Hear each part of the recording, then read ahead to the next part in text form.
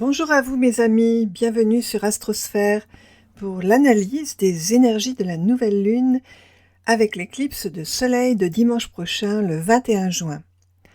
Alors comme je l'ai déjà dit dans une autre vidéo, une éclipse de soleil au moment du solstice, moment qui marque l'été, là où le moment où le soleil pour notre hémisphère est le plus fort, est un événement extrêmement marquant, ne serait-ce que sur le plan symbolique. Le soleil vient d'entrer dans le signe de l'été, le cancer, et pan, il est occulté. Il s'éclipse. Alors sur le plan astrologique, pour qu'une éclipse ait lieu, il faut qu'il y ait une nouvelle lune ou une pleine lune, et que ces luminaires soient proches de l'axe des nœuds lunaires. Alors j'ai fait une vidéo sur l'axe des nœuds lunaires, leur signification en signe et en maison. Donc si ça vous intéresse de la trouver dans la liste de mes vidéos, voilà, j'expliquais en fait que l'axe des nœuds lunaires, ça montre notre chemin évolutif, notre passé, là d'où nous venons, tout ce qui se passe de moins bien, on va dire, dans notre inconscient, tout ce qu'il faut lâcher, tout ce qu'il faut transformer pour aller vers notre but d'évolution, le but de notre âme, la raison pour laquelle on s'est incarné sur cette terre, le nœud nord. Donc cet axe des nœuds va, comment dire, rythmer notre vie en période de 18-19 ans. Et ces retours sur notre axe natal, tous les 18-19 ans, sont toujours synonymes de porte ouverte sur la vie de notre être profond, notre âme si vous préférez. Donc une éclipse est là pour provoquer une introspection, dont le but doit être, bien évidemment, de progresser, d'évoluer. Quelque chose, une situation ou quelqu'un peut effectivement s'éclipser.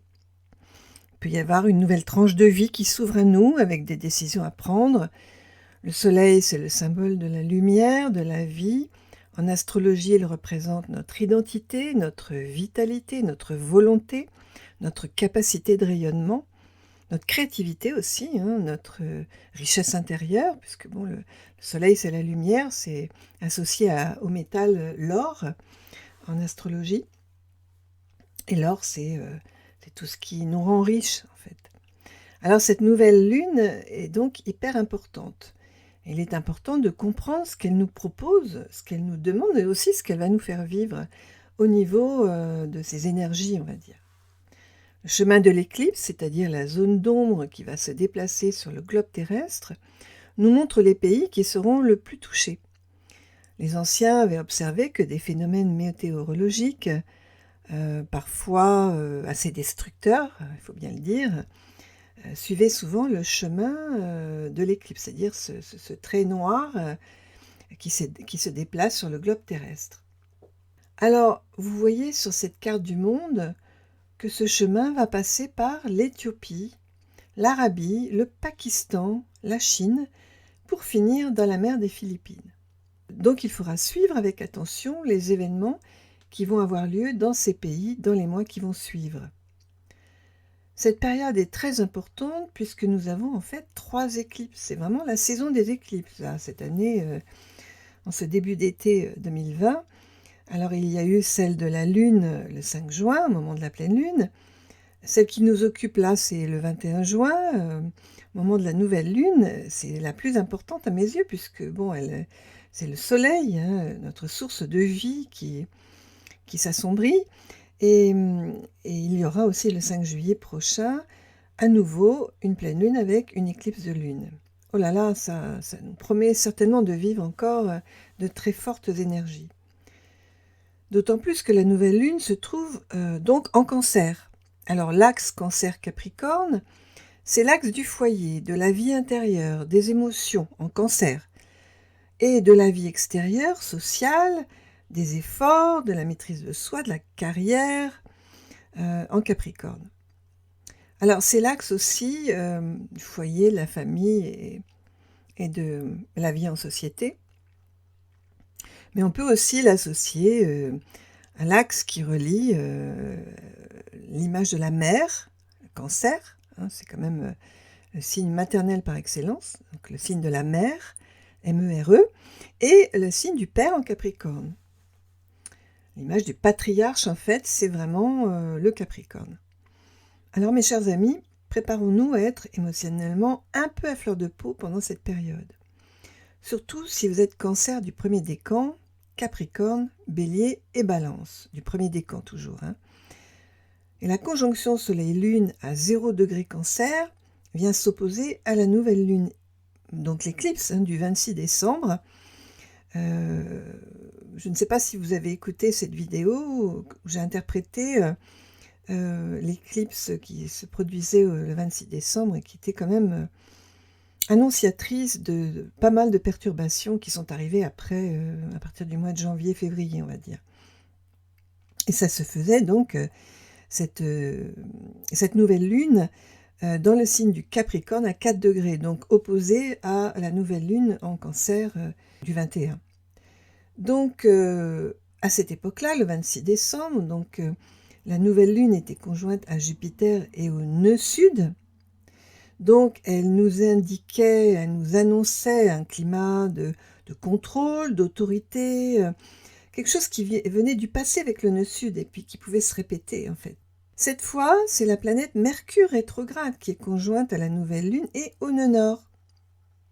Donc, ça suppose que nous sommes censés avoir compris qu'il fallait cesser de répéter des schémas peut-être d'injustice, d'autorité, de contrôle, pour avoir une compréhension, Mercure, la compréhension plus profonde et intuitive en Cancer,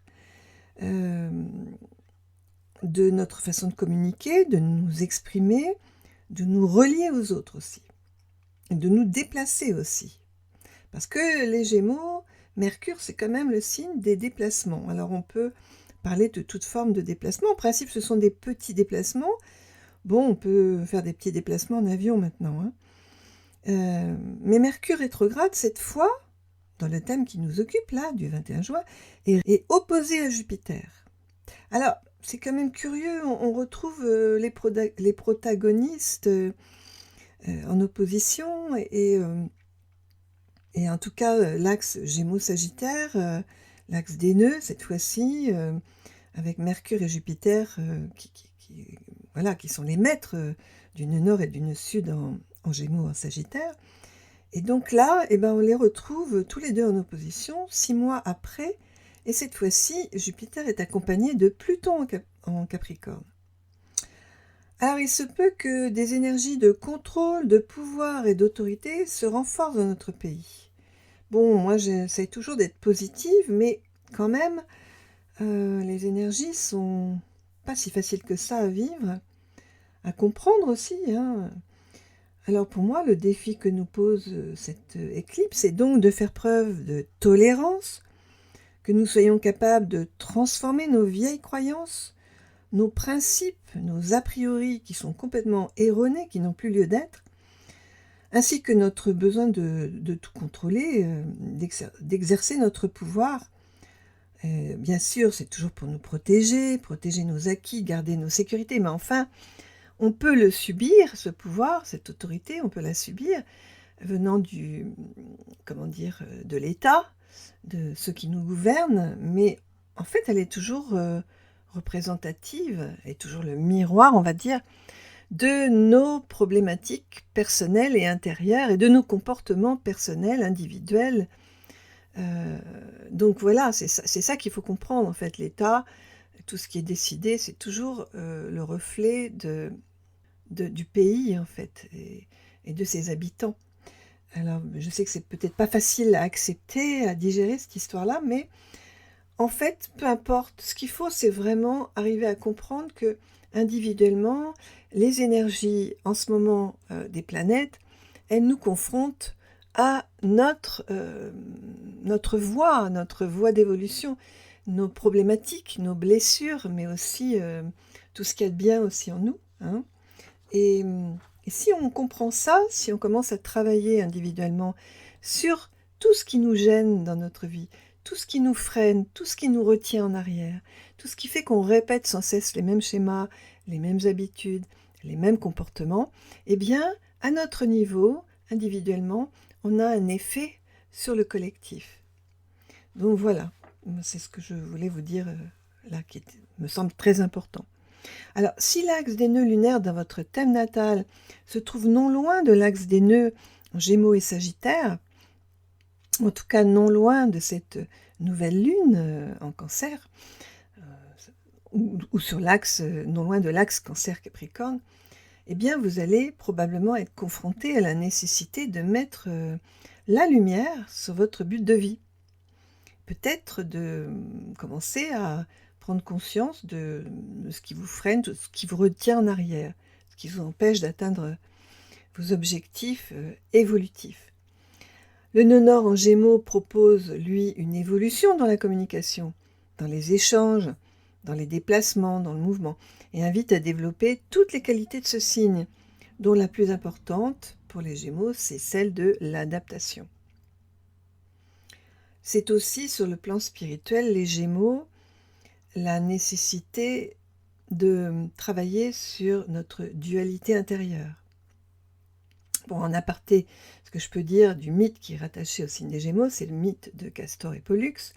Donc deux jumeaux, dont l'un était mortel et l'autre immortel, et ils sont partis à la guerre, et bien évidemment, celui qui était mortel a été touché par une flèche, a été blessé et est mort, et son frère était tellement inconsolable qu'il a demandé à Dieu, le dieu Zeus, de le mettre, de le faire mourir quelque part, de le mettre dans le ciel sous la forme d'une étoile.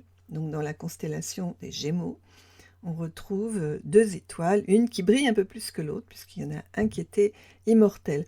Alors qu'est-ce que ça veut dire? Ça veut dire qu'en fait, les Gémeaux, que l'on soit Gémeaux ou non, du reste, c'est vraiment l'énergie qui nous constitue tous, puisqu'on a tous ces 12 énergies zodiacales en nous, et elle correspond à la dualité qui peut être en nous, entre notre ego, notre personnalité, notre carapace, on va dire, de protection que l'on a construite autour de nous et qui nous empêche d'exprimer notre être profond, notre être éternel, et si on veut bien y croire, notre âme.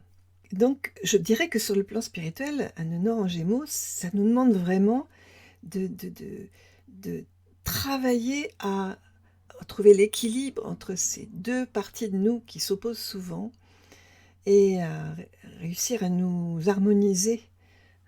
On a besoin de la personnalité de l'ego, bien évidemment, mais on a aussi besoin de ressentir que cet être profond en nous porte des qualités et que c'est important de les développer. Donc, contrairement au nœud sud en Sagittaire, qui lui peut tirer en arrière et créer des schémas répétitifs de prise de contrôle, de problèmes avec l'autorité, de besoin de diriger, d'imposer sa loi, de tout savoir, besoin d'avoir toujours raison. Ça, c'est vraiment le nœud sud en Sagittaire. Cela dit, alors, on a un Mars conjoint à Neptune en Poisson, qui se trouve être carré au nœud lunaire. Sur l'image du thème de cette éclipse, de cette nouvelle lune, vous voyez un carré qui relie Mars, non pas à la nouvelle lune qui est en Cancer, donc signe qui est en harmonie avec le signe du Poisson. Et pour moi, le fait que ce Mars soit en carré au nœud lunaire, c'est le principal défi à relever. C'est important donc pour progresser, évoluer sur un plan individuel ou collectif, d'utiliser l'énergie martienne positivement. Alors c'est quoi l'énergie martienne positive? Eh bien, c'est cette capacité de courage, d'action, d'audace, de partir au combat pour se dépasser, pour ce courage de relever les défis. C'est ça Mars positif. Donc c'est cela qu'il faut arriver à faire dans nos vies, mais surtout éviter de tomber dans le Mars négatif, c'est-à-dire les conflits, les guerres, les luttes, la colère, l'agressivité. Car ça, c'est quelque chose qui nous empêche, qui empêche la Terre d'évoluer. Mars, qui termine son voyage en Poisson, aide les troisièmes décans des signes de terre et d'eau, alors les Poissons, bien évidemment, Taureau, Cancer, Scorpion, Capricorne, à agir de façon plus empathique, plus spirituelle, en s'aidant de leur intuition, pour faire ses choix, pour prendre des décisions. Par contre, c'est plus difficile pour les troisièmes décans du signe des Gémeaux, Vierge et Sagittaire, qui peuvent avoir des hésitations, des doutes, avoir du mal à prendre des décisions, qui peuvent même se sentir un peu confus, un peu perdus, voire même un peu dépressifs. Un peu largués, quoi, hein, avec Mars-Neptune qui pose problème, là. Alors, cette nouvelle lune éclipse est donc pour moi un événement astronomique qui va nous proposer de nous adapter au changement, de trouver notre liberté intérieure. Alors, dans le thème qui correspond à la France, cette nouvelle lune donc, se situe dans la maison 11, maison des projets, des amis, de la collectivité, des réseaux sociaux, de la liberté et de l'originalité. Avec la planète Vénus en Gémeaux, cela va nous donner l'envie de profiter de notre liberté, de nous faire plaisir, de nous déplacer. On n'ira peut-être pas à l'étranger, mais on se déplacera peut-être beaucoup plus en France. Et jusque début juillet, le carré de Saturne à Uranus est encore très actif et nous pousse à sortir de notre peur de perdre nos sécurités. Si on veut vivre libre, si on veut sentir qu'on est un peu plus libre. Alors il faut vraiment sortir de la peur qui nous maintient dans des systèmes de protection et qui nous empêche de nous sentir bien, de nous sentir autorisés à vivre librement. Alors, le thème de cette éclipse pour la France est marqué par la lune noire et Chiron qui culmine en bélier proche du milieu de ciel. La lune noire et Chiron sont carrés à Mars, justement qui est la planète du bélier, et carré à Jupiter en Capricorne.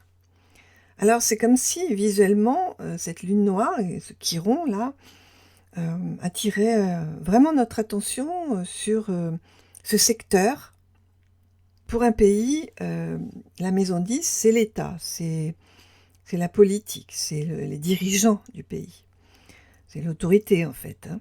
Et pour nous, c'est le domaine de la carrière, de notre progression sociale.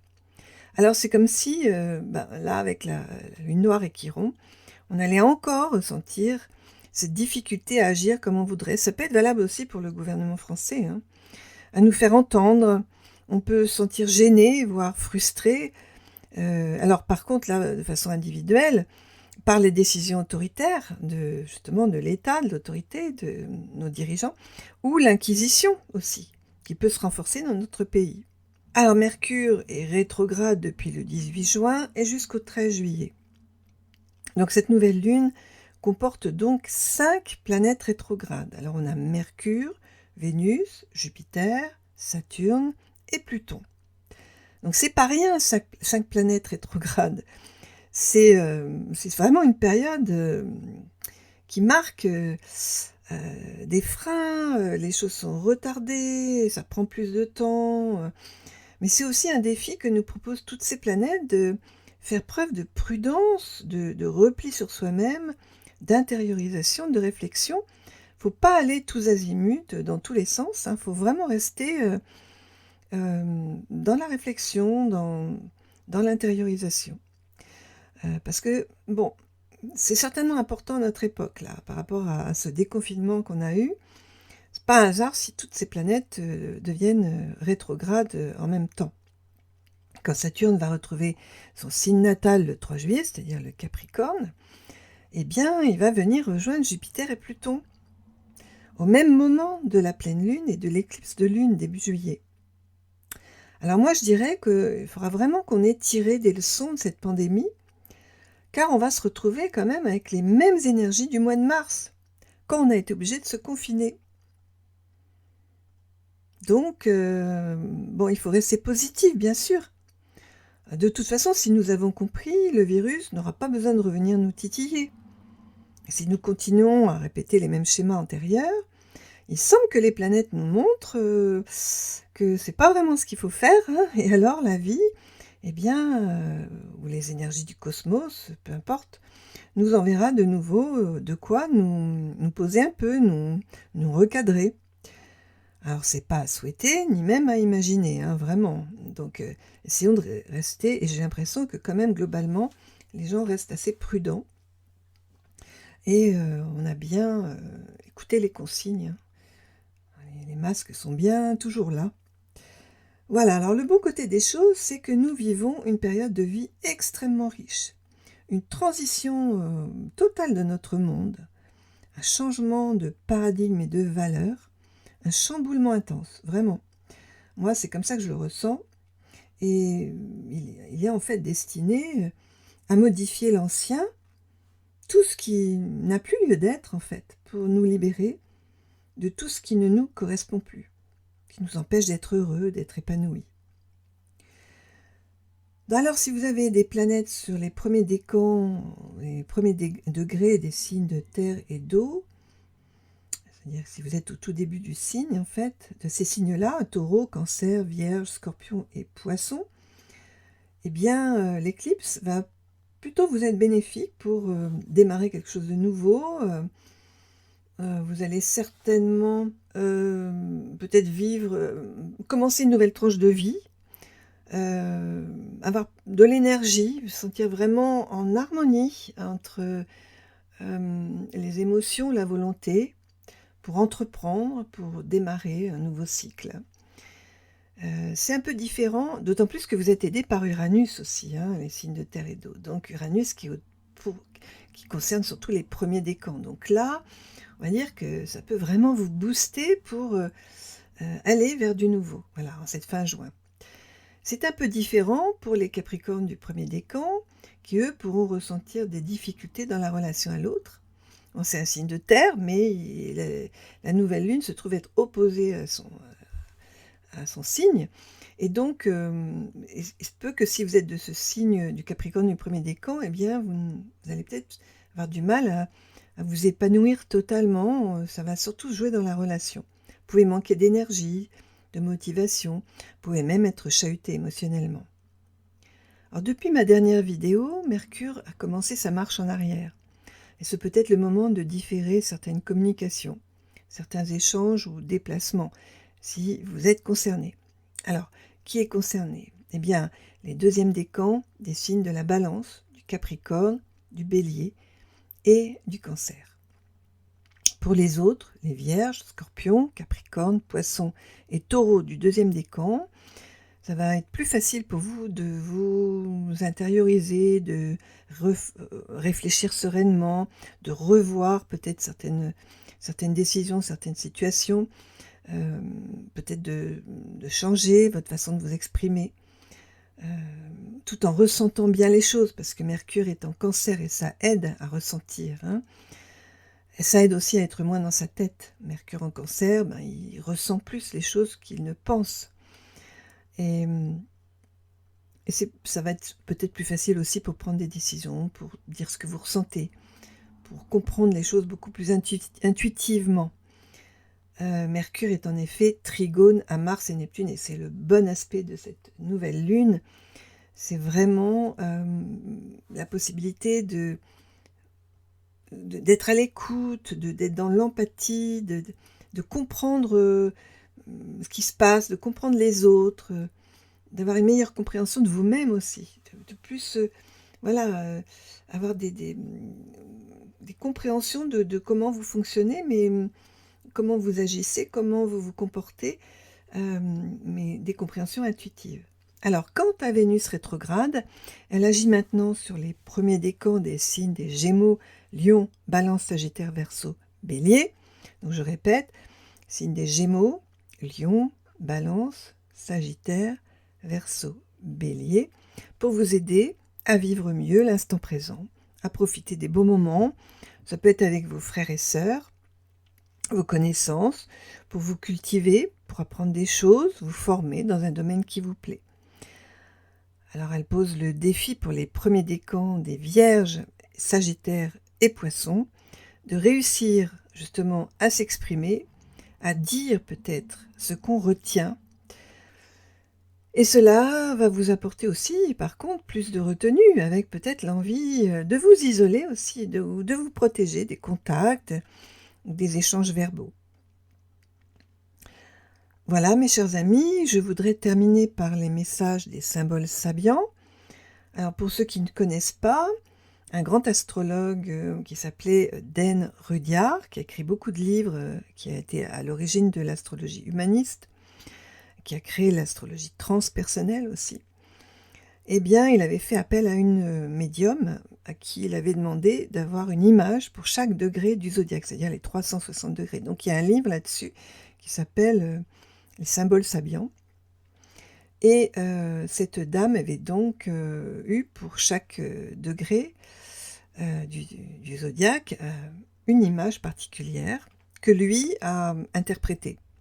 Et c'est vrai que dans son esprit, si on avait une planète sur ce degré-là, eh bien ça pouvait nous donner des éclairages sur notre personnalité, sur ce que signifie la position de cette planète, ou d'une lunaire, ou de la lune noire, enfin tous les éléments de notre thème natal.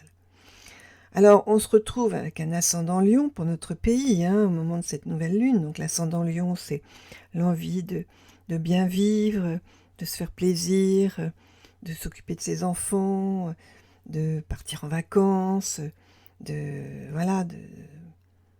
dans une image aussi positive et agréable.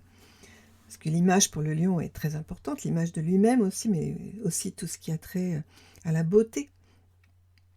Alors justement, je vais vous donner les messages, enfin les symboles sabiens de ce degré de l'ascendant et de la nouvelle lune. Donc on va prendre le degré qui suit. L'ascendant c'est 3 degrés Lion, 3 degrés et quelques dixièmes de degré Lion. Donc on prend la signification du 4e degré du signe du Lion. Et voilà l'image que de ce degré-là. Le symbole sabien, c'est tiré à 4 épingles. Un homme d'un certain âge pose devant ses trophées de chasse. Alors il s'agit, dans l'interprétation, de savoir maîtriser nos instincts, notre nature animale. Je pense que c'est assez parlant. Je ne vais pas faire de commentaires sur ce degré de l'ascendant. En ce qui concerne le 1er degré Cancer, là se trouve la nouvelle lune. À bord d'un navire, les marins amènent les couleurs et hissent un nouveau drapeau. Et là, l'indice, la signification de ce symbole sabien, c'est la suivante. Alors je cite, c'est selon le texte. C'est un point de non-retour, c'est un moment de crise, un cap difficile à passer. Le collectif va graduellement prendre le dessus sur l'individuel et à la fin, l'État supplantera l'individu. Il s'agit d'une réorientation fondamentale. Voilà, donc il est possible de méditer sur ces symboles sabiens, sur ces images en fait, et puis de laisser venir les compréhensions, et d'avoir peut-être une interprétation un peu différente. Pour comprendre ces symboles sabiens, c'est vrai que c'est pas évident, et voilà. Mais bon, Dan Rediar en donne une interprétation qui peut être intéressante, qui est un petit peu mentale à mon sens, mais qui peut être intéressante. C'est ce que je vous ai donné là. Alors ces deux symboles parlent bien sûr d'eux-mêmes, ils nous préviennent que nous sommes arrivés à un point charnière de notre évolution, qu'il est vraiment temps de fonctionner différemment. Voilà mes chers amis, je vous souhaite donc une belle éclipse de soleil nouvelle lune et je vous dis à très bientôt. N'hésitez pas à liker si cette vidéo vous plaît, vous apporte, vous enrichit et à partager aussi si vous connaissez des gens que ça peut intéresser. Et je répondrai toujours avec grand plaisir à vos commentaires. À très bientôt, au revoir.